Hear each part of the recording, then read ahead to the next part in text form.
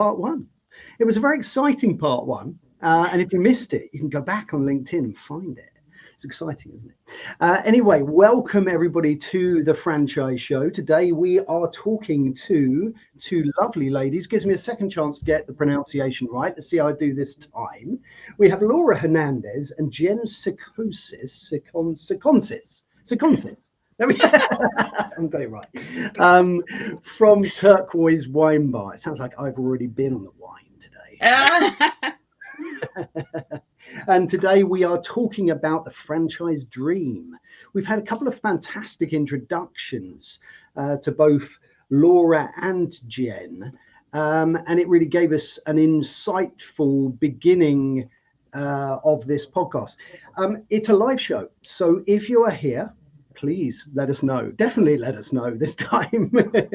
And we love you to get involved in our conversations. So pop in a message, say hello if you are here. If not, we're going to put this one out in the future so you can watch it then. So we're going to do another little introduction for those of you who didn't catch part one of today. We're going to start with Laura. Give us a... Oh, look, we're live. We're on LinkedIn. Yes. Yes. There we go. Well, look, I'm sorry we're late, everybody. Let's go for a full introduction. Now we are properly live on LinkedIn, and I've made the tech work. First of all, to Laura, give us a little introduction to the wonderful people who are now here. Let's put some of those. Sure, everybody. Hello. So I'm Laura and this is Jen, and we are actually the founders, as he said, of Turquoise Wine Bar. And we just wanted to kind of give you a little recap of who we are and what we've done. So the franchise dream is going to be a fun topic for us today. In 2020, Jen and I met. We were neighbors and really wanted, it was kind of a COVID time. So we really wanted to think about, Jen asked me, where can we go for a good glass of wine? And I'll tell you, in Phoenix, Arizona, there wasn't any place. So what we built in 2022 was Turquoise Wine Bar. Our corporate location is in Glendale, Arizona.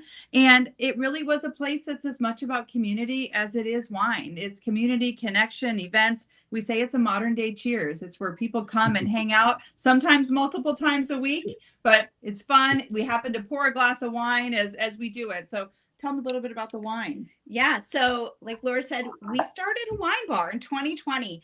But the reality is what we started as a community gathering place. It is really about connecting with people, making friends, getting out there, kind of your modern day Cheers. We just happen to serve great wine to make that happen. So we partner with winemakers all over the world. We find wines that are great. They are small lot. They are more naturally produced, not a lot of additives, sugars, sulfites, chemicals in there. But at the end of the day, it's about supporting these farmers, these winemakers who are creating something great, telling the stories behind it, letting people really see what they are drinking, what they are consuming, and who they are supporting, and doing things that work not only in our community inside the wine bar, but support the wine community as well. Yeah, absolutely. I love that. The stories behind the wine. Sometimes I pick up, and I'm no expert if you ask me anything, so nobody asked me anything about wine. But sometimes when I pick up a bottle of wine, I look at the label and I think about that story of that wine, how it's got from that grape. I tried to make wine a few years ago myself. It's still in the it's still in the bottle. I made 20 bottles of it, and every year I try and drink some, thinking this year it won't taste like vinegar. But every year it smells like port. Smells lovely. It tastes like vinegar. So, well, I hate to say there's no coming back from that. No, no, you're right. You're right. But look, I love that. A great story behind the wine is what you want to hear, and I think it makes it more enjoyable when you're drinking the wine to understand that story. Yes. So let's say hello to a few people who have joined us live already today. Thanks for bearing with us. I hope you caught the sneak preview, part one. But here we are in part two.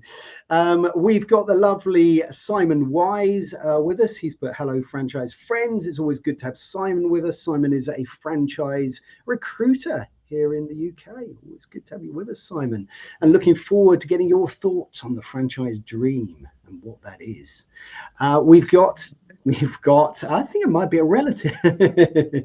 Hi, Dan. I think he's in the background, isn't he? Great to have you with us. And thanks for helping us with our tech as well. We have Chris Knight. Good name, Chris. Excited to be here and hear from these trailblazers. Absolutely, me too. And here we go. Another test of my pronunciation, which is, as Joe knows, and as Jen knows, is not good. He's put, hi all from the gentle shores of Havre de Grace, Maryland, at 27 degrees Celsius along the Susquehanna River at the Chesapeake Bay, at Franchise Info LLC HQ, where franchisors get results. Always good to have you with us, Joe. Joe is a fantastic resource for people who are looking to franchise in the US and navigate that complex world of state to state regulations. He's your man to take you on that journey. Awesome. Great to have everyone with us. So let's get into the topic today. So today we're talking about the franchise dream. Let's try and give a stab at what that is. So either Laura or Jen, what do you think people mean when they say that franchise dream? What do you think that dream is? I think obviously the dream's going to be different for everybody, but for so many people, including us, it was the dream of leaving the W-2 world. Like, I'm done with corporate. I've spent my whole life working for somebody else. And at some point, you realize I want to start working for myself. I want to start building something that matters to me, that matters to my family, and is mine. So I think there is something where people kind of hit that point in their careers of saying, I am done supporting everybody else, and now it's my time. Yeah, I think you're absolutely right. I think that can be. I've dropped my pen now. I'm frantically trying to find another one. But I think you're right. I think you're right. That dream can vary from different people. When I worked with a franchise brand, I always used to ask people how they pictured their day. You know, what was that day? And you get some people who would give a very generic, perhaps corporate answer to that. And some people would really describe it in vivid detail. You know, they would describe smells, they would describe what they see, they would describe the time of day. And you could tell those people were really locked into a vision, a dream, something that they thought their life would be. Laura, how do you identify like the people and what they want and make sure that what you've got on offer with your franchise is going to work for their dream? You know, it's a great question. I think one of the things we do in our training is mindset shift from a W-2 to that. So when we're talking to people and they may have a corporate background or they've done something different and they want to do it, we often ask them where they see themselves in 5 years. Because what is that? Our brand is very much a lifestyle brand. It is not, you're not doing construction, you're not doing dog grooming. It's very much a lifestyle. If you love people, you love community, you love wine, it is definitely something that you can do, because when you're not working in the wine bar, you're going to be out tasting wine. You're going to be traveling. We travel around the world to wine destinations every year. You're going to be doing that. So it's very much a lifestyle brand. So making sure that somebody understands that. I think it's hard sometimes for people who are 30 years in a corporation to even know what that could look like. You know, they're so regimented. They're so used to having a boss that tells them what to do and when to do it. And they're great executors in their role.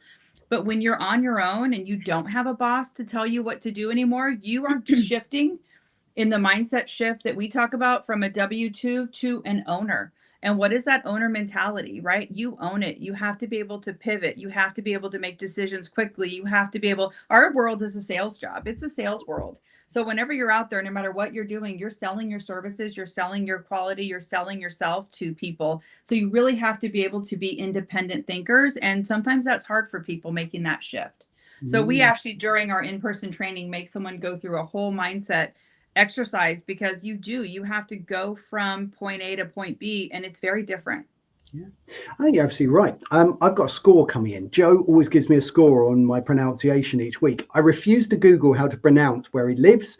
I like to do this each week by trying to remember my score and then changing it slightly in the next week. I find that better fun. 8.3333 is Harvey's score on saying Havre de Grace Susquehanna in this episode. Excellent. So Joe, did he go up, Joe, or is that better? I Or think worse that than is last better than, I think I week? was an 8.1 last week. Oh, yay! And You're look, moving up. the reality is I should be absolutely perfect because Joe was a guest last week and pronounced it in front of me, but I can't remember. Which is That's what fun. makes this game fun, because it will go on for years of me not remembering. Yes, exactly. You can't nail it. You can't nail Um, it. but look, So next week I'll make you say my name again, and yeah, absolutely. Come on every week, right? Yes, And I'm yes. going to pronounce your name each week. Done. That is now going to become the thing as well. Definitely. Yes, You yes. have both of you have an invite for life to this, and I need you to give me a score on your name. Right. Okay. We're in. Excellent. But look, I think you made some really interesting points about, the discussion today is about the franchise dream. And I think you're right. Some people don't know what that dream looks like. Some people do. Mhm. Some people have got this vivid image of what that's like. And some people go, "Oh, I don't know, I was just looking for a business," or "I'm just fed up with what I'm doing. I'm looking for something else." And you I think us as franchisors and as a franchise community, it's our job to tailor and teach a little bit. And if each franchisor can offer up what the dream is, then that's going to be a great thing for for franchisees to look at. So yeah. Well, and I think also with that, people have to realize they're going to have to work hard, right? In any business you start on your own, there's not a get rich quick model out there that takes little effort. So you have to be willing. You're going to get out of it what you put into it. And it might be 2 years of blood, sweat, and tears. And then at the end, you could be doing very well, right? It could be opening multiple locations and hiring a strong team to do it. So I think it's just one of those things that people have to be realistic in that too. We get often asked, "Oh, how much money can I make? How much money can I make?" Well, what are you willing to put into it determines how much money you make, right? So I think that people have to be realistic about owning your own business. There's lots of different sections of it per se: marketing, operations, finance, team, all that stuff. And there's not a get rich quick model out there, or everybody would be doing it. Right. And I think on top of that, Harvey, you said some people are just looking for a business, right? And I think that's a scary approach, because I think the idea of having your own business can be this carrot that's being dangled, and people can be so excited to become a business owner. But at the end of the day, as Laura was saying, it is hard work. It's going to be your baby. You're going to work so much harder at your own business than you ever did at somebody else's.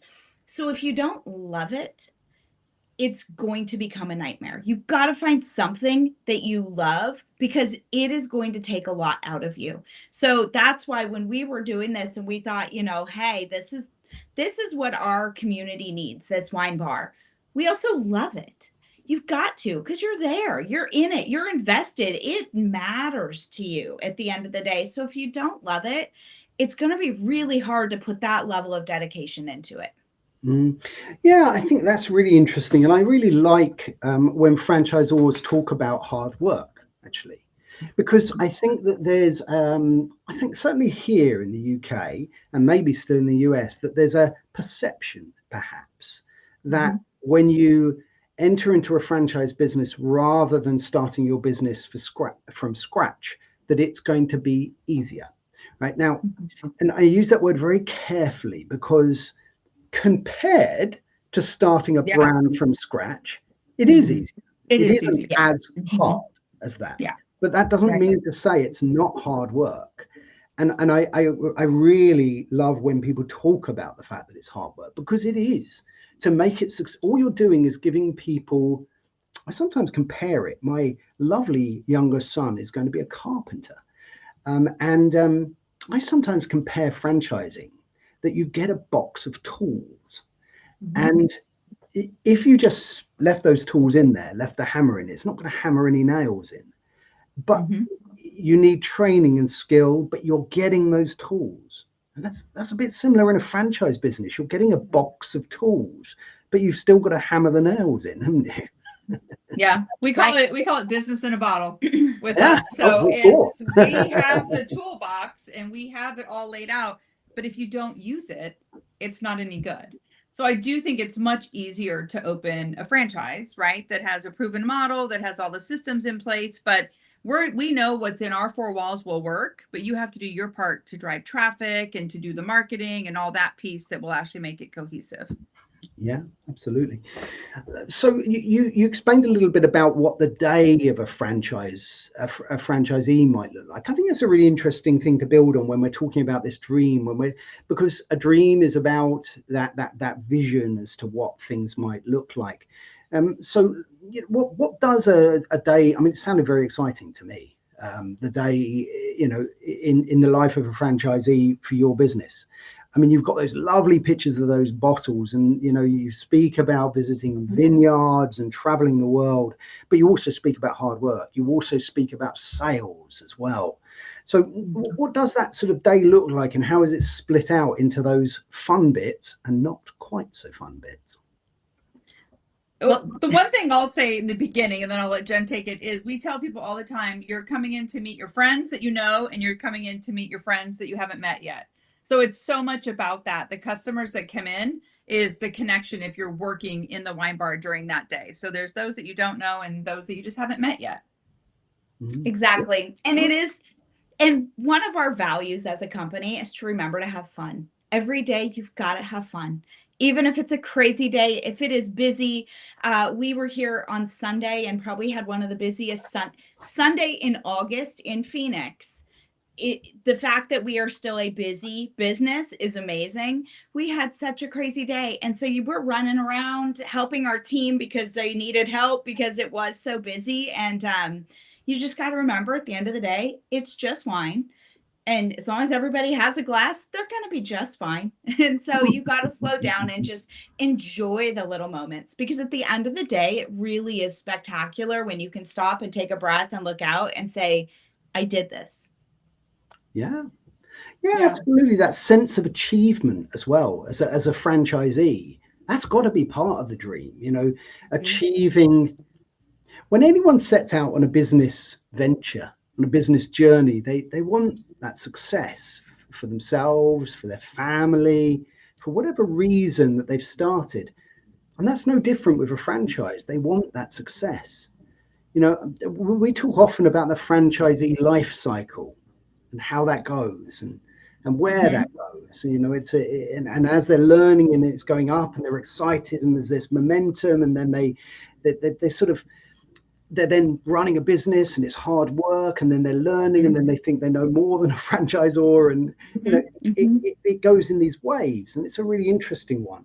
But I love that message of having fun, right? If you can have fun in that journey, even if it is hard work, then that's always going to be a great thing. We've got a few comments coming in, so let's have a look at one from Chris here. What has he put? He's just put, I just moved to Maryland from Phoenix and have actually been to your North Scottsdale location. Lovely place, great energy. Well, that's a lovely thing to say. There is another franchise wine bar that I'm sure you're familiar with. Assuming they are, how much of your own model did you approach franchising on their access? If not to them, another company you admire in the franchise space? Look, I think this is a really interesting one, actually.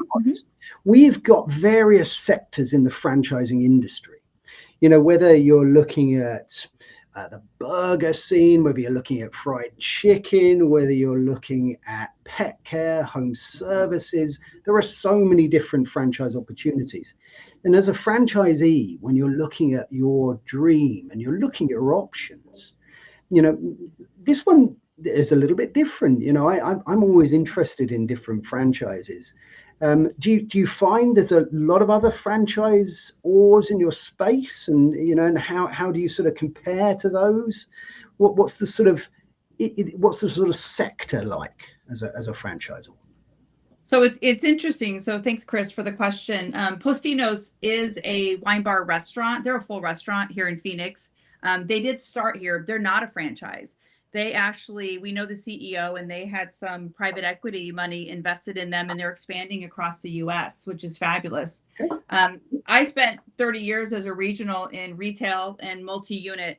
And the reason we went franchising was we didn't want to have 20 locations across the US and 20 managers to manage. We really wanted people who owned it and had ownership. And that's why we went franchising, thinking that it would be better having an owner in the business than managing people, where that person walks out, because customers love the connection. They want the face of the business. So you can be semi-absentee with us, but your customers will still know who you are. So that's been fabulous. And right now we're one of the only wine bars in the franchise space.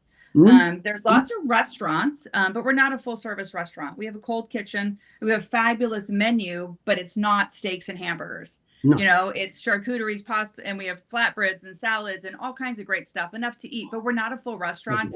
And our tagline, the first two things we tell people is, we're not a restaurant, we're not a bar. Yeah. Right. We are a very different community space that happens to serve wine and have great food that complements the wine. I think it's a really interesting one as well. And it's a really good point as well to sort of to understand where you sit in a community. Yeah, absolutely. Convey that dream. And I think that going into the last part of Chris's question says, what other company, is there another company that we admire from the franchise world? And this is not from the franchise world, but Chris, my history, I spent 20 plus years at Starbucks corporate, back when it was a smaller company. So looking at how Starbucks began back in Seattle, back in the 80s and 90s, that is the model. It's the third place. It's where people come and they think, this is my location. We know their names. We know what they drink. We know their families. They know. That is the connection. So it's really those early day Starbucks model. Now, we're not talking about the Starbucks of today. That is a massive conglomerate. You've lost some of that connection. But Starbucks of the 1980s and 90s, that has been some of our inspiration. Yeah, I love that. And Chris has just come back with great answer. Thank you. And thanks for getting involved, Chris. It's fantastic to have you here. I think it's a really interesting one. And I think it was interesting to hear why you guys picked franchising as well as a growth model.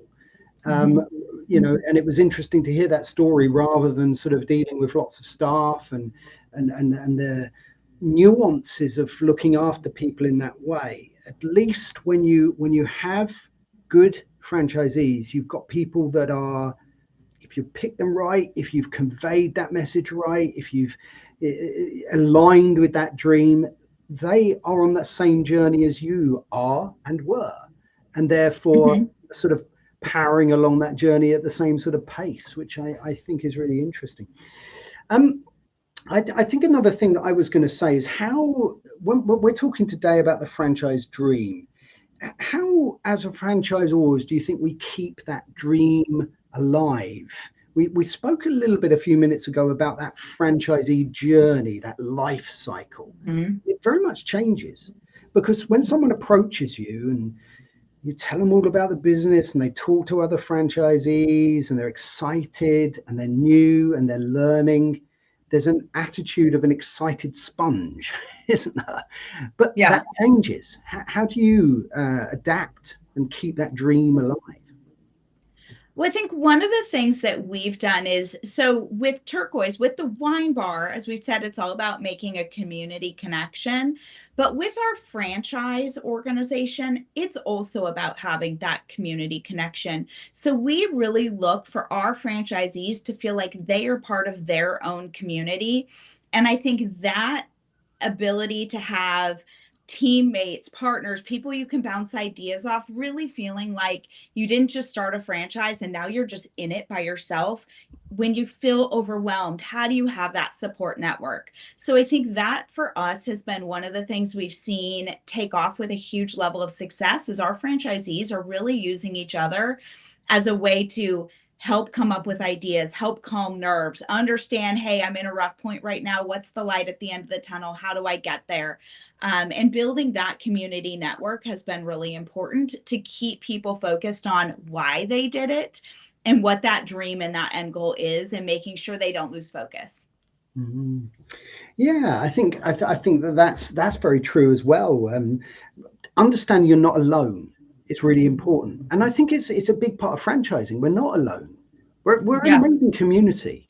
You know, a really amazing community. Whether that's in the US or here in the UK, I've never known, in all of my time in hospitality, mostly, I've never known a community that really does come together.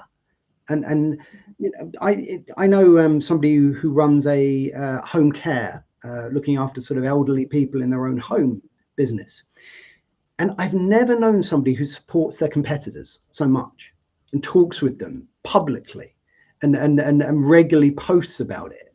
And it's because in that particular sector, they just want the best for the sector. They know that there's room for 20 companies in the UK to run the sector, but they all want it to run well. And I've never known that. I've never known that in another industry. It's all a bit cloaks and daggers, you know, and secrets and not wanting to talk to one another. Yeah. How have you found your experience in the industry in terms of, because it was a great quick question from Chris actually about competitors. Do you find that you speak to other restaurants, other similar businesses, share ideas and help sort of lift the community generally? So it's interesting because the wine bar, the wine world in general is like most places, it's a really small community at the end of the day, right? Whether you're talking to a winemaker, a distributor, an importer, a lot of people do know each other. So we do keep the connections. We've had numerous people sit at our bar for years and then go out and open their own wine bar, right? So we are the first to go and celebrate that, because the more wine bars we can get in the market, the better it'll be for everybody. So I think it's one of those things we've always said, you're in business for yourself, but you're not in business by yourself. Yeah, absolutely. Absolutely. We've got a few more people here. Let's make sure that we welcome a couple more people. We've got Lisa Feverick with us. She's put, hi, everyone. Lisa helps people with dietary advice during the menopause. Always fantastic to have you with us, Lisa. And we've got Daniel Bull with us. Great to have you with us, Daniel. If you have just joined us today, this is the Franchise Show. And today we are talking about the franchise dream. It's been an amazing conversation so far with Jen and Laura, and we've been talking about their fantastic franchise, Turquoise Wine Bars, which is making me thirsty. It's definitely making my wife thirsty. We said it's 5 o'clock your time, so we've got bubbles for you. Yeah, yeah. Celebrating with sparkling, because it is still 9 at our time. I can absolutely confirm it's 5 o'clock somewhere. It's now 5:51. Yes, it's always 5 o'clock somewhere. Yeah, it's a rough life. We taste a lot of wine in our world. We do. Oh, it's so tough. It's a tough business. It's a tough business. Somebody's got to do it. That's it. And another thing I want to talk about is a little bit more now about the future and kind of sort of what's kind of coming up, what sort of developments, you know. This is the other thing, and I'm going to put this back to our topic of the franchise dream, but you know, dreams evolve, dreams change, don't they? And you know, what sort of things are you hearing from your network that they want to do? Any new ideas? Any plans you've got? Are you coming to the UK? We haven't done the international route yet, but we are expanding. Right now we're in Arizona and Texas, so those are our 2 biggest markets right now that are continuing to grow. So I think it's just one of those things that a lot of people are interested in doing something different, and if their passion is really around wine and around people, then it's the perfect fit. We're an emerging brand, what they call, so we are just started doing the franchising last year. So we're looking at going 10 locations a year. We want to be, you know, slow and steady wins the race. And we want to make sure everyone is successful and set up and can actually live the dream. I think when we got into franchising, the one thing we really just wanted to do was help other people do what we've done. And, you know, we don't have franchise background. We don't have restaurant background. We've built a very simple business model that is easy to replicate. And we really just see ourselves as helping others do what we've done. Now, we have made all the mistakes. We've made all that. So buying a franchise is going to make it easier. But it's really, Jen and I are very involved. We don't have a development team. We are the development team. We talk to every person from the first conversation to the last. And that helps us identify who would be the right fit for us. because being successful and having our average unit up there, we want that probably more than they want it for themselves. So we really want to make sure that everyone is getting the right location, that they are the right fit, and that they can be successful in their location. Yeah, I think it's really important. I really like what you said there about helping people do what you've done. I also like the fact that you've admitted about making mistakes. What are you? Oh, yes. Yeah. And look, this is another thing about, in my view, about what franchising is. When people buy into a good franchise brand, they buy two things. They buy time and they buy mistakes.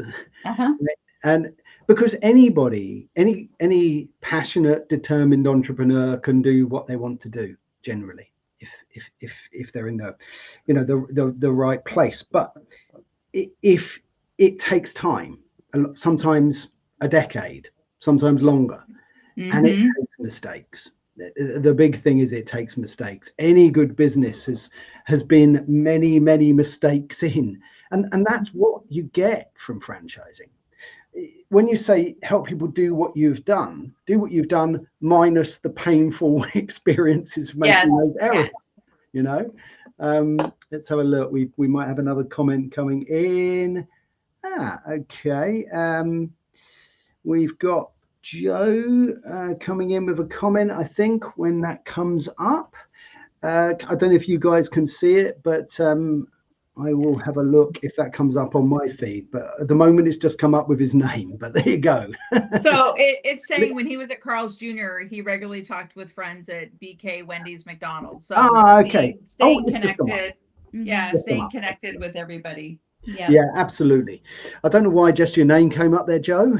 I mean, that's always enough. Joe is a legend, but absolutely. I mean, that's going back to us talking about franchising as a community of people that talk to one another, of people not trying to hide away from their competitors and shelter things in. It's people sharing things with their competitors to generally, not everywhere, but generally to make a better community. And to make sure that the franchisees are successful. I was lucky enough to talk to a chap called John Hewitt, and he signed 5,000 franchisees across his lifetime. And I asked him what the secret to that success was, and he said quite simply, happy, successful franchisees. Now, it's a simple thing to say, it's nuanced to achieve. But I think if that's your goal as a franchisor, to make your franchisees happy and successful, commercially successful. We've spoken a bit, Joe's spoken a bit, I know, several times about unit economics. And, we're not necessarily going to get it into that today, but being happy and being successful, it is such an important part of achieving that dream, isn't it? Yeah. Absolutely. Joe's come back with Harvey Tuck. You're too kind. Oh, well, that's lovely. Well, we are coming to, let's see what time it is. We had 10 minutes of the pre-show introduction. So we are coming towards the last sort of 5 minutes of the show. But let's finish off, I think, we're talking about the franchise dream today. We've spoken a little bit about what your business is, how you're conveying that dream to your franchisees. With your how many franchisees have you got at the moment? We have 12. 12 franchisees, which is we sold 12. We just started doing this last fall. So we sold 12 in our first year, and our goal is to get another 5 this year. So and now they're all under construction. We actually have 7 opening in the next 90 days. So we've learned a lot about construction and everything along the way. We are the design team, so we've created all that, but we have partners out there that are helping us. So it's been phenomenal. Wow. 12 since last fall, sorry. Yes. Yeah. That's amazing. And another 7 that are on 7 will be opening in the next 90 days. Yeah, 7 of the 12. Yeah. So we're training and traveling and working with our construction team and our architect team and our design team and getting everybody ready to go. Yeah. Yeah, amazing. That's fantastic. I mean, congratulations on that. We've got one last comment coming in from Simon before we move to the last part of the show. I like this one. He's put, as founders, what is your franchise dream? I really like this one as a little closing off comment. So yeah, let's go for this. What is your dream? Well, I think like we talked about, we want to do slow and steady. We want 10 locations. We'd like to get 10 locations a year and build that community around the franchisees. You know, we're going to have, our plan is to have an annual meeting where they get together and meet. And then our other plan is to have a wine camp where they actually go with us once a year and we spend time on a vineyard, learning about wine, punching down grapes, doing that kind of stuff. So it's really about having very successful, obviously, locations so that everyone is living the dream and is happy, but it's about continuing to build that community within the franchisees, the owners. I 100% agree. And I think even taking it one step further, it's the relationship we have with our franchisees, continuing to grow that, but then really helping foster the relationship development between our franchisees and their customers.